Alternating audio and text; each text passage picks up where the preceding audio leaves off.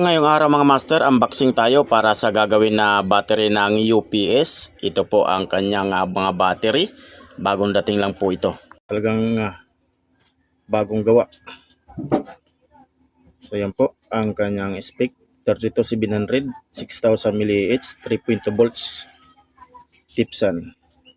Okay. So kukunan natin ng voltage.